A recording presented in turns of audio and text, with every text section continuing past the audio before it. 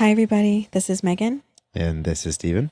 and this is the Synchrony podcast where we talk about transforming apostolic dating culture and ending loneliness in the church. How you doing tonight, babe? I'm tired. This is a long day of beekeeping and parenting. I got stung so many times today. Do you mean getting stung by our children or by the bees? Yes. Mainly the bees. They just weren't in a good mood today, and I was not taking my time. We all have our bad days. Yeah, I know. I'm tired too. I'm glad we're sitting down to talk, though. I feel like I have a lot of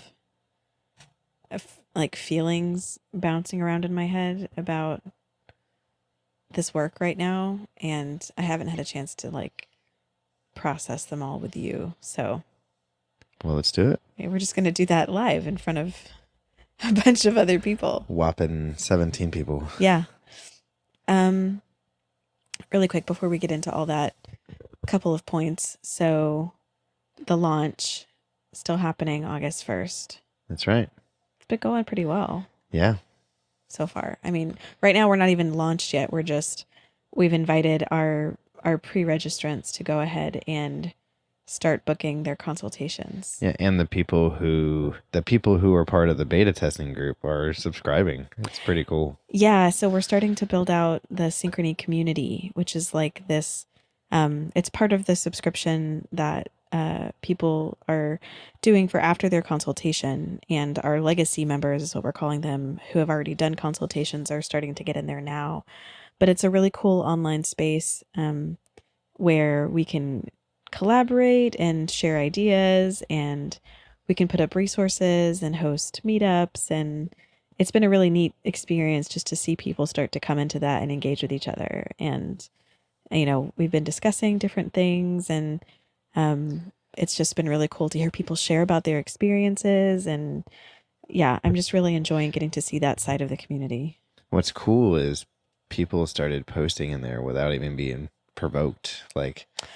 Yeah, I mean, we put up like a little challenge, but I wasn't really expecting anybody to. You can put up these challenges where you can kind of encourage the members to do something. You know, think about this thing and write a reflection, or put up a scripture that reminds you of this or something.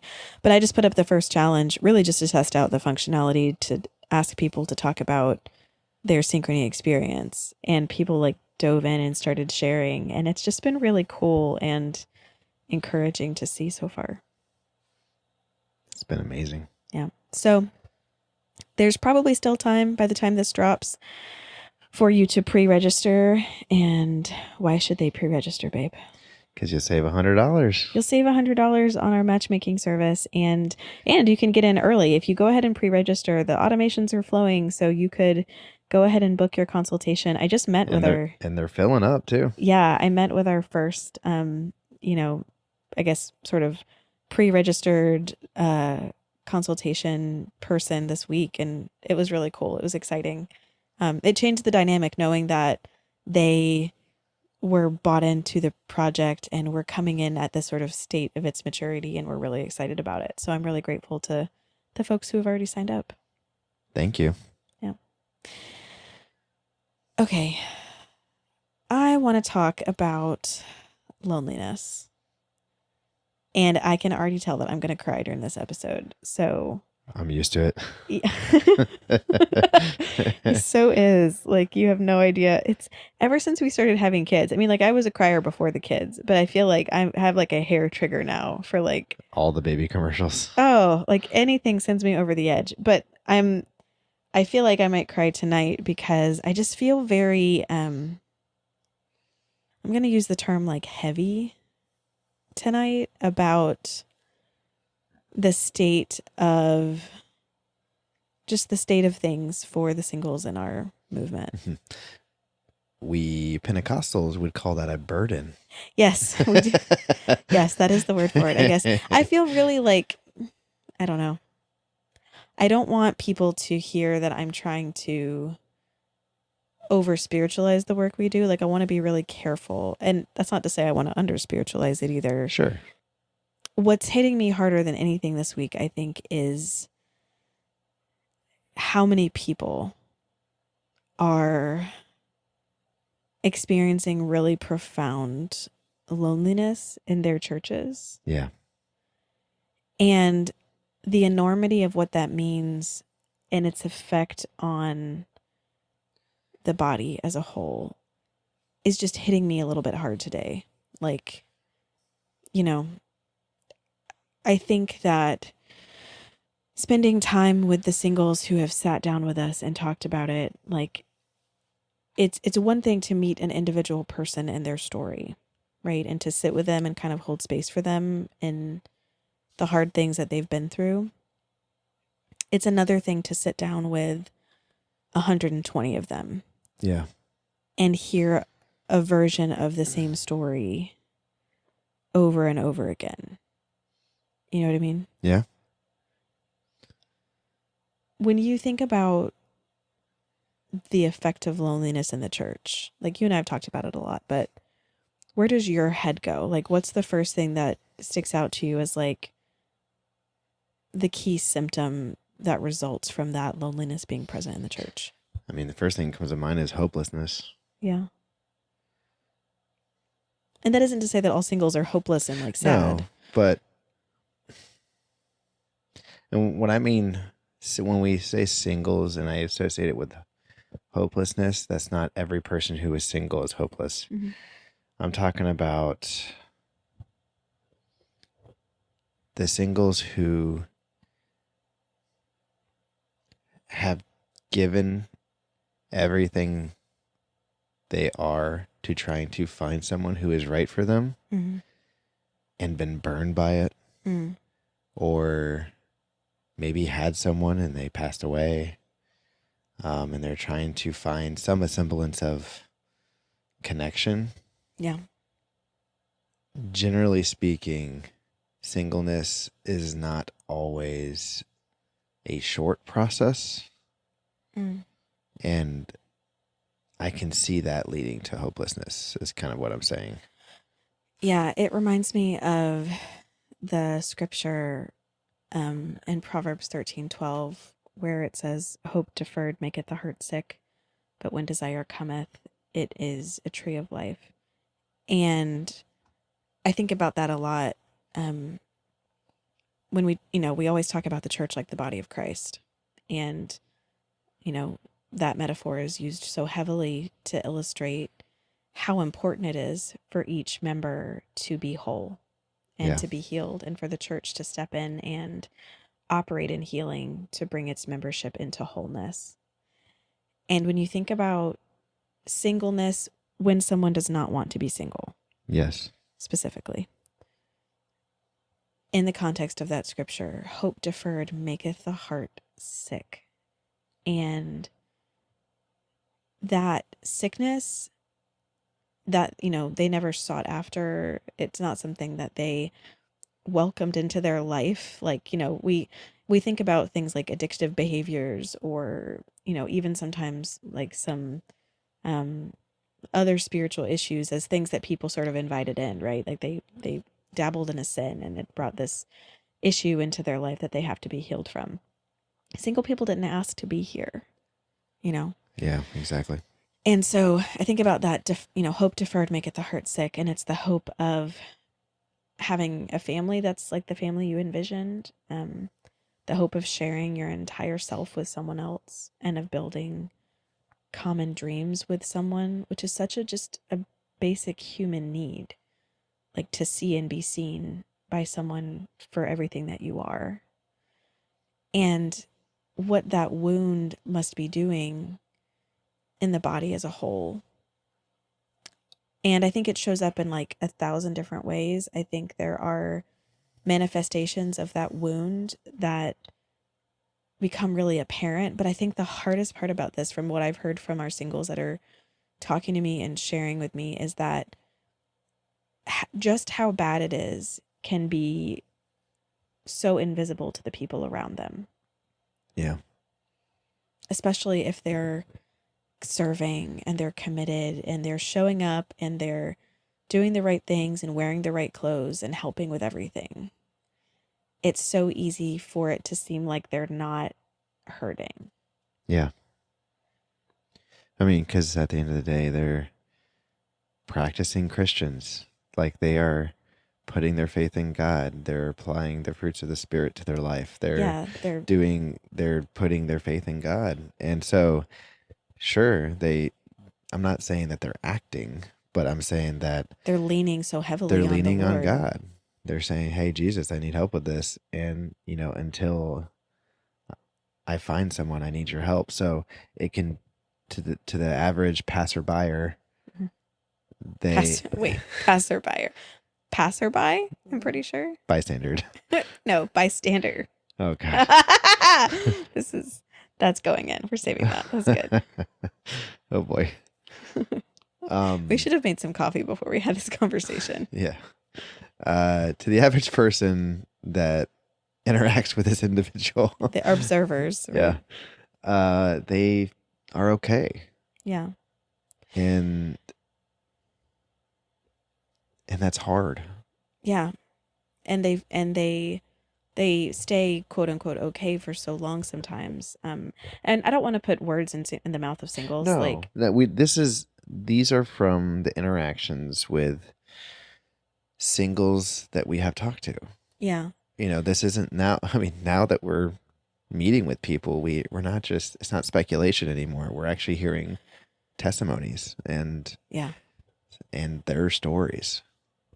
So the parts of this that are really hurting me in the sense that I'm feeling so just grieved about them today is, I guess there's two big ones that are really hitting hard for me today.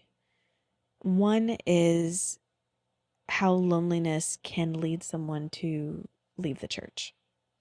Yeah. And I'm sure, like, if you're out there listening, it wouldn't be hard to, summon up a handful of people that you've known and gone to church with who ended up leaving. And like, maybe the final reason wasn't about a relationship, like, whatever, but it might have started with feeling really lonely and not having the right dating option or not having the right potential relationship or being in a really toxic relationship in church. Yeah, that's true. Like, I've Yeah, been, because there wasn't a lot of options. They chose the available prospects. or, they chose someone because they were basing it off of what they knew to look for in a partner, Yeah. but they didn't have the tools in their toolkit to identify a values aligned partner or to do that kind of work. And they picked someone who had their own brokenness to deal with. The number of people that I've spoken with who married someone in the church at a young age, full of hope, and ended up in just a really toxic or abusive situation Yeah. and suffered through that in relative silence for years. I mean, it breaks my heart. And those are the people who stayed. Yeah. Yeah, exactly. So let's consider, the folks who went to start dating and maybe there wasn't somebody in their local church or the churches that they fellowshipped with, or they didn't have the option of fellowship with churches. I remember a friend telling me who lived, I think in Montana for several years in a pretty rural area. And she said that when she was at that church, the closest church was a 6-hour drive away. Yeah. So sometimes fellowship with other churches isn't much of an option. And there might not be someone in that neighboring church 6 hours away that is right for you. Yeah, exactly. Like, what do you do if the choice is stay and be alone or look elsewhere? Like, I mean, Yeah. what are people going to do? I meet a lot of people who have looked on secular, like, non-Christian dating sites or Christian ones like Christian Mingle, Yeah. right? And you can find other apostolics on Christian Mingle, but it just takes a lot of digging to make sure that they are like oneness. Yeah. The doctrinal differences make it difficult, but I mean, difficult for the right reasons, but you know what I mean? Yeah. So, I mean, I think, like, I can list off a handful of people that I know who found themselves in singleness, um, and found someone outside of the church who wanted to be with them. And if you're presented with that choice where you have someone readily available to you who doesn't believe what you believe, but they want to love you and they want to be close to you, and they're, willing to bring you into their life, Yeah. and your other option is to stay alone, like, you can really talk yourself into, Flirting to convert. yeah, which, Flirt to convert. yeah, if you are not, if I guess if you're not an apostolic person listening to that, that probably makes no sense, but we use that to joke about the practice of flirting with people and convincing them to come to your church, through like flirtatious means, and then becoming like saved as a result of that. It doesn't work. So my point is, like, if someone has an opportunity to start a worldly relationship and their other option is to stay alone, it's a lot to expect them to stay, Yeah, you know. that's true. Well, and I mean, I don't know if this is a tangent, but you also don't want to bring people to this beautiful understanding of Jesus with the intentions of dating someone. You want them to really get to know Jesus for him in that relationship, Mm-hmm. not with the ulterior motive of, oh, I'm doing this for a guy or a girl, Yeah. because they're not there for the right reasons, and it's not going to stick. Right. So that's why, even though I'm joking about the flirt to convert thing, it's not effective unless they're truly seeking themselves. Yeah. Anyways, tangent over.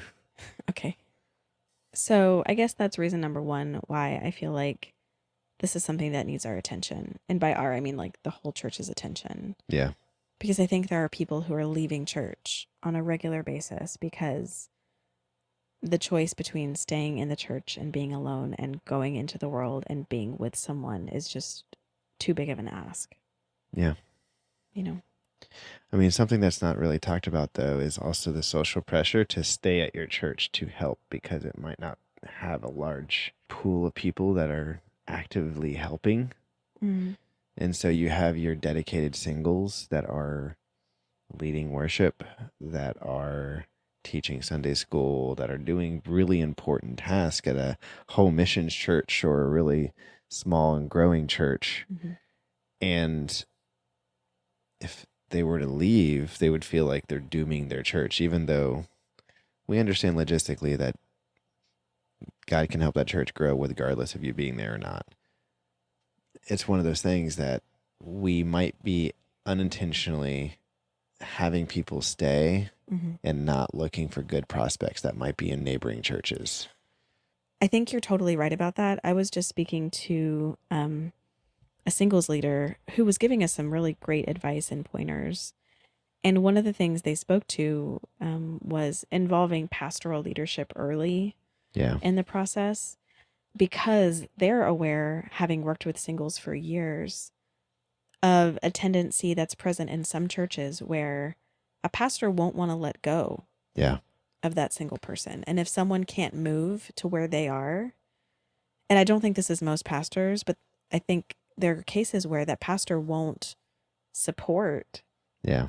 even a relationship with someone else in a church that is truth preaching, because they have invested so much into that saint, and that saint is so deeply rooted in the work of the church. Yeah, exactly. And that's tragic to me. Yeah. But I don't think it's malicious. No, I mean, I understand where they're coming from. Yeah. From a beekeeping perspective, like, I've invested a lot of time into training people how to be a good beekeeper at the lab. Mm-hmm. I finally get them to the point where I trust them to do inspections on their own and work on my behalf. And then they have to leave because we lose funding for that position. It's really frustrating. So I Yeah. would hold on to them as long as possible if I had invested a lot of time and energy into that person. So I Yeah. understand.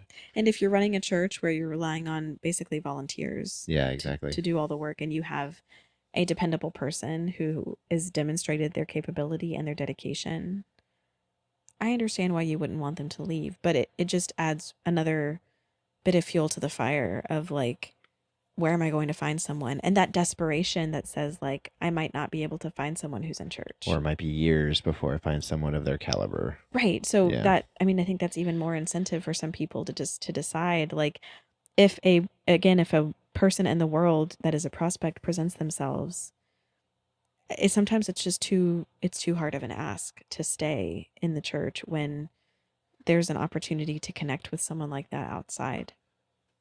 So I think that's something we need to be talking about more. And I Yeah. don't have numbers on the effect of that, you know. No, no.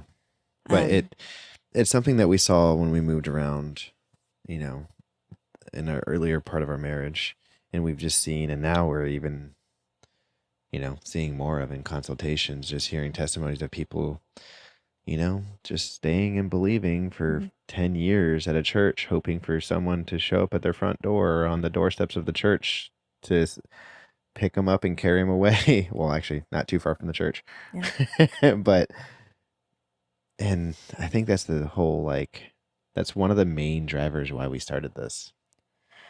Yeah. Can I talk about the second thing that's like Yeah, hitting me hard today? go for it. So, and I want to preface this first by saying what I'm about to say does not apply to every church congregation. It Yeah. doesn't apply to every pastor or every role. But I have heard over and over again in consultations um, a veiled frustration from saints who are not able to step fully into the ministries that they feel called to because of their lack of a spouse. And this is where I'm going to cry.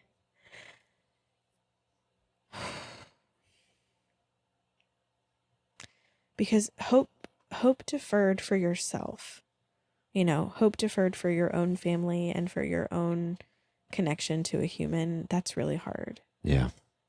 Hope deferred for the burden and ministry that God has laid on you, where you feel a pull to do a work for the kingdom and are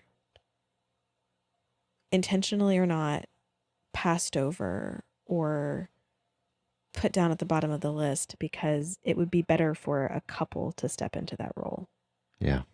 And again, I want to sympathize with our pastors and leaders here that there are times when, you really do want there to be a married couple. Like in a commonplace is organizations don't often appoint single missionaries to go into the fields by themselves alone in a field, right? To plant churches. It happens every once in a while, but more frequently they want a couple to go, both because I don't know all the reasons behind it because I'm not in the missions like portion of the church, but it's something I've heard from people that have done like short-term missions and they want to go be fully appointed missionaries.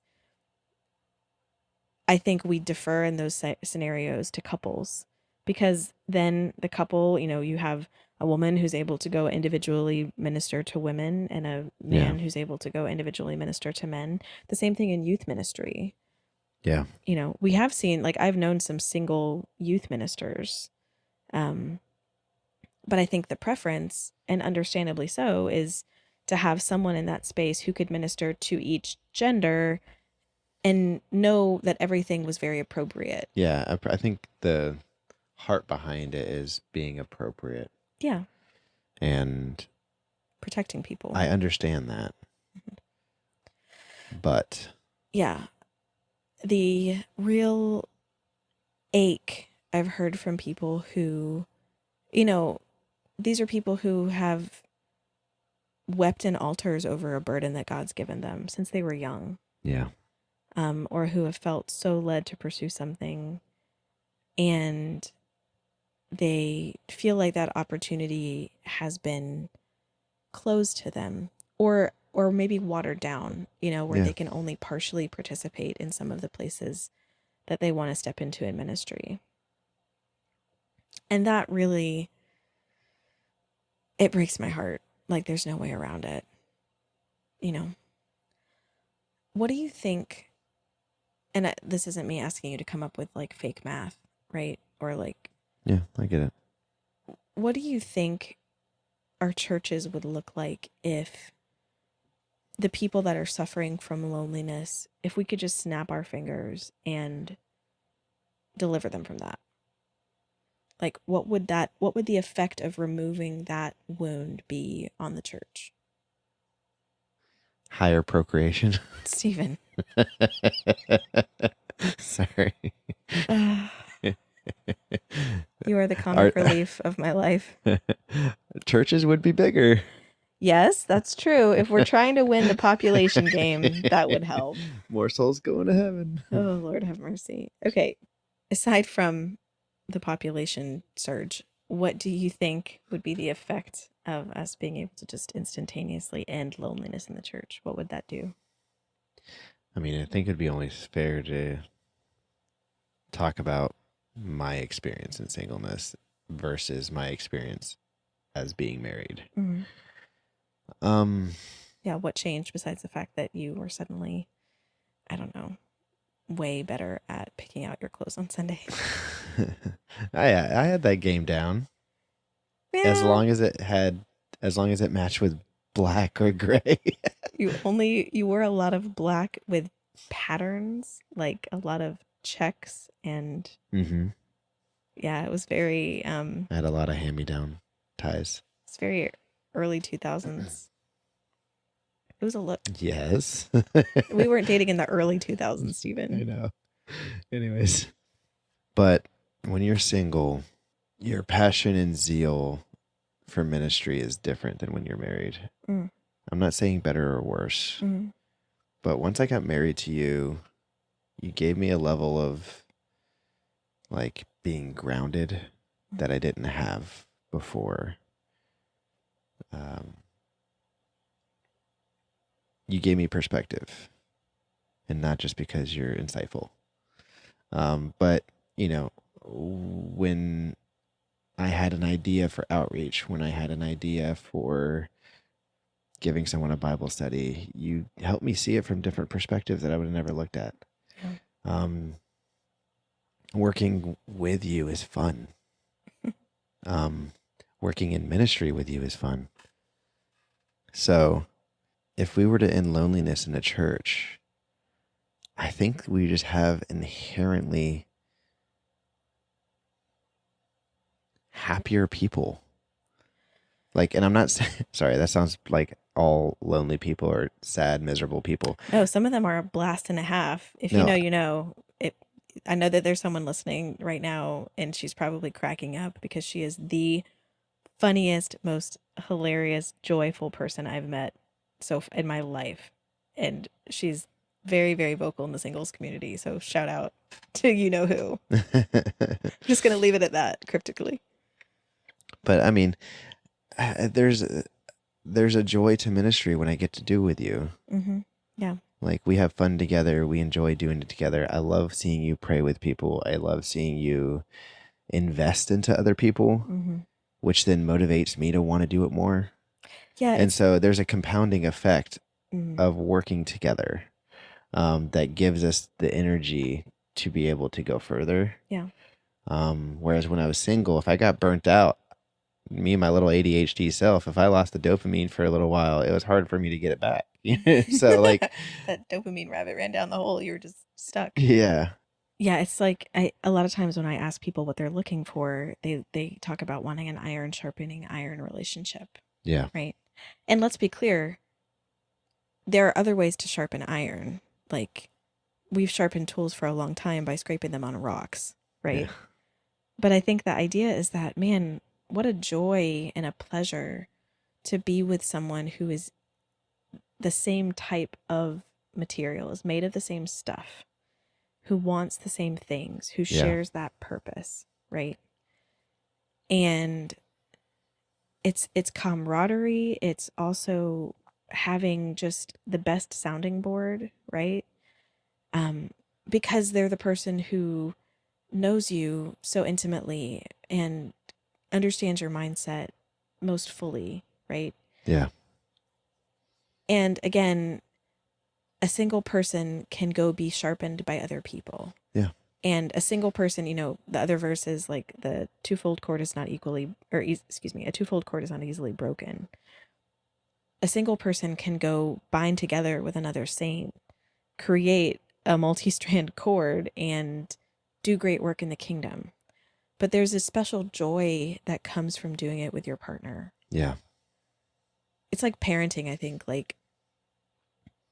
and I know that a lot of folks listening to this might have some grief around parenting and what that looks like for them. So I don't want this to come across as flippant in any way or as insensitive to that. I think that you can be a nurturing person who cares for something or someone and brings them to a place of maturity and growth and exercises that parental, force in someone's life and act as a parent.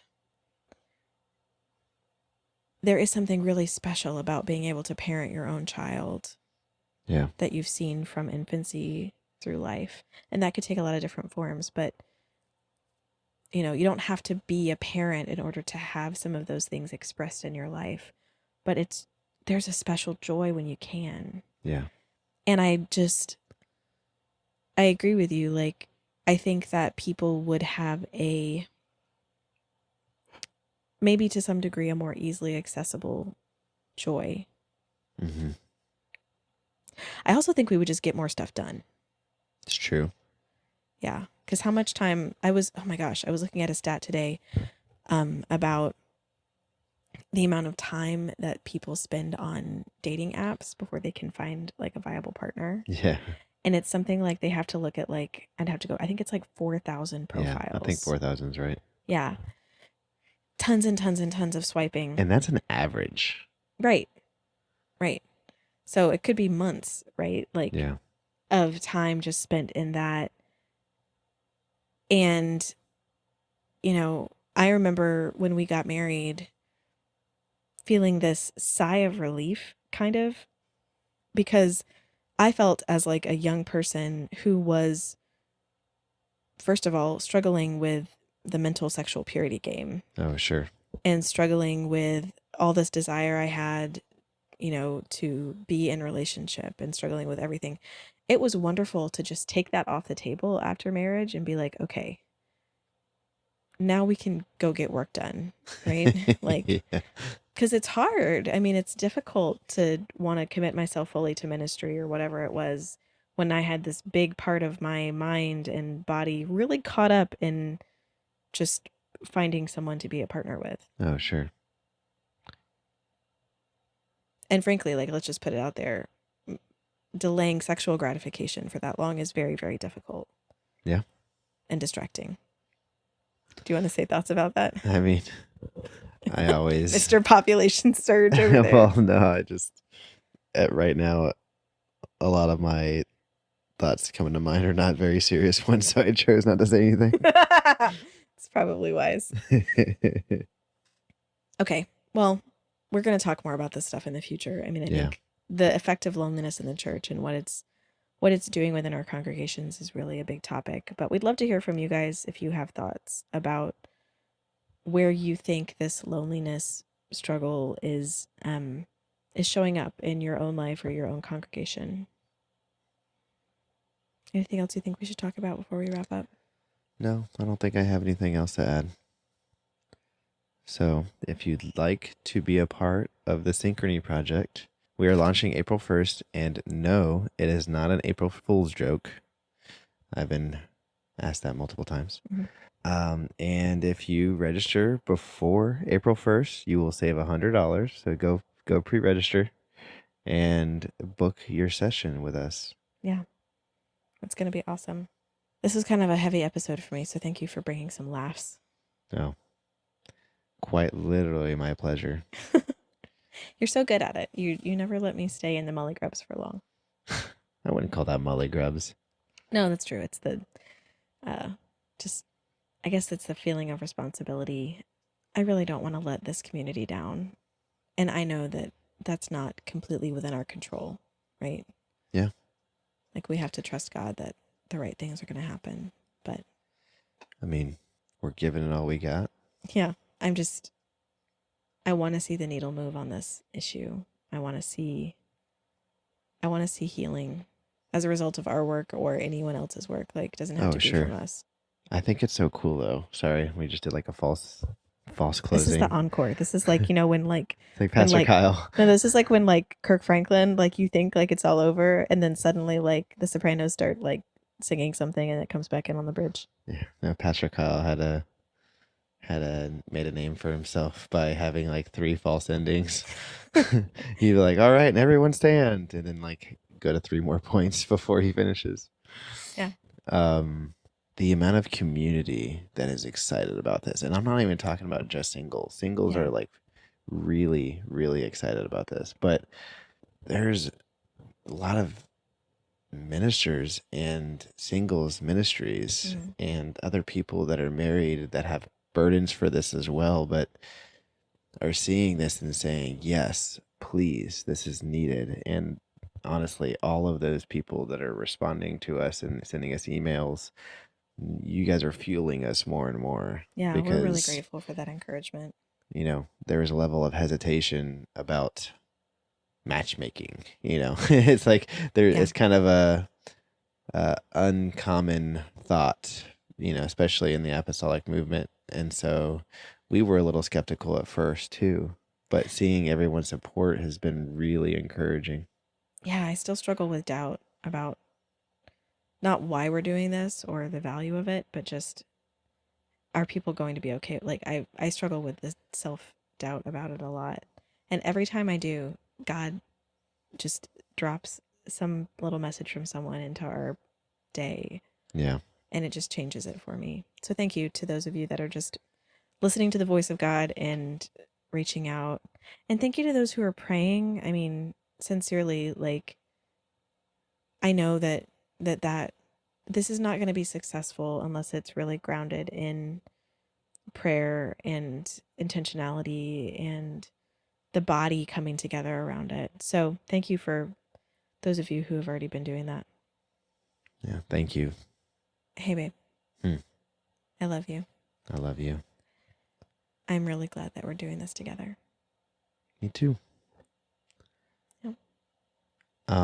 Please like, comment, share. Smash that subscribe button. Can we? Is that what the kids say? Yeah. No, honestly though, but if you guys could please rate us on whatever streaming platform you are listening to us on, that would really help get this out there and reach more singles, hopefully. And if you have questions for us to use on the podcast, you can send them to questions@synchronyproject.com. Thank you guys. We appreciate you. Talk to Thank you you. next time. Bye.